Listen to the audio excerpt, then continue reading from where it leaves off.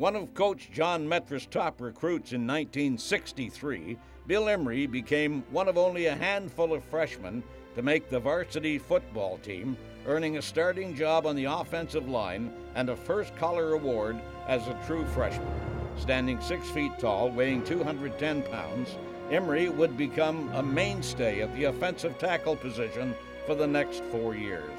Known for his ferocity and toughness across the league, Imrie paved the way for Mustang fullback Art Fraze to capture the 1965 Senior Intercollegiate Rushing and Scoring titles.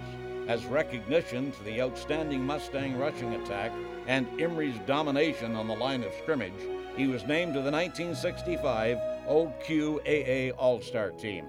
After the season, he was drafted in the 4th round of the CFL draft by the Saskatchewan Roughriders. Having demanded a trade back to the East, Imrie chose to return to the Mustangs for his senior year, much to the dismay of the defensive linemen across the league.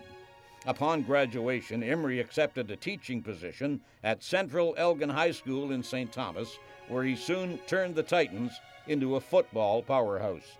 Establishing a reputation as one of the brightest young football minds in the region, Imrie was quickly added to the Western Mustang coaching staff in 1975 by new head coach Darwin Samodiuk. Success was quick to follow as the Mustangs captured back-to-back Vanier Cup championships in 1976 and 1977 on the strength of an outstanding offensive line. Coach Samodiuk described Imrie as a great fundamentals teacher, a great motivator, and a great friend of those who lived in the trenches. Considered to be among the finest tutors in his department in Canadian college football, Samodiuk considered Imrie among the very best in the country at his position.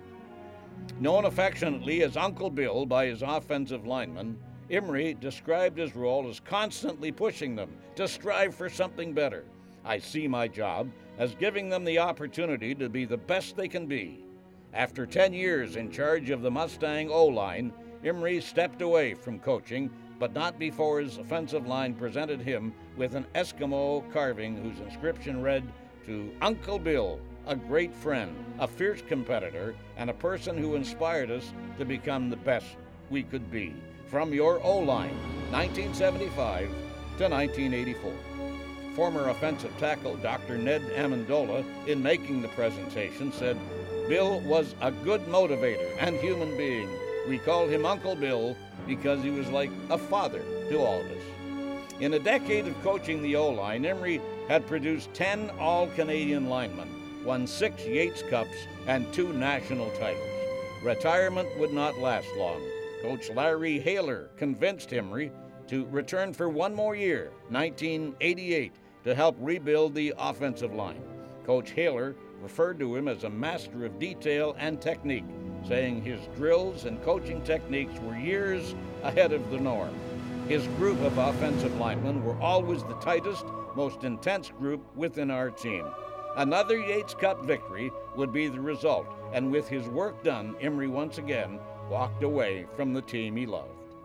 After a 17-year hiatus, Coach Haler was once again able to convince Imrie to return full-time in 2005 as part of his revamped coaching staff. Completely current on the game, Imrie's return to the line proved to be beneficial for the Mustangs, as they captured the 2007 Yates Cup in the final season of his 3rd coaching venture.